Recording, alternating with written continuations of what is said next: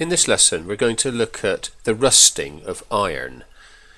Now pupils often make the mistake of thinking that iron reacts directly with water. So for example, if you have a test tube of cold water and you put an iron nail in the water and come back again a day later, you will notice that the iron appears to have reacted with the water. It would have acquired the familiar orangey brown colour associated with rust. Now, what has actually happened, in fact, is that the iron nail hasn't reacted with the water at all. It's actually reacted with oxygen that is dissolved in the water. So we can demonstrate this fact by performing a simple experiment. What we'll do is we'll heat the water in the test tube before adding the iron nail. In doing so, we'll drive the air and oxygen out of the water.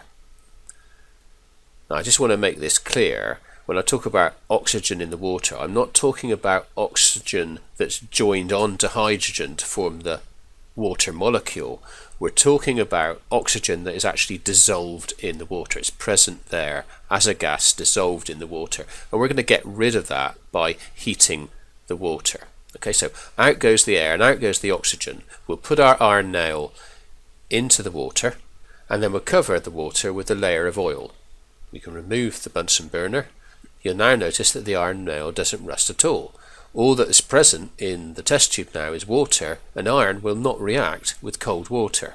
So for iron to react and form rust, we need to have oxygen present. So the first thing that takes place in the rusting process is the reaction of iron with oxygen, and that forms the familiar orangey brown colour of iron 3 oxide. Okay, so this oxygen was present in the water as we mentioned earlier, and we can write out the symbol equation for the reaction. Plus O2, that forms Fe2O3 for iron 3 oxide. And then in the rusting process there's still another stage to go. So what's going to happen now is that once the iron 3 oxide is formed, water is going to start to hydrate this oxide. That's to say, water molecules will attach themselves to the structure of the iron 3 oxide.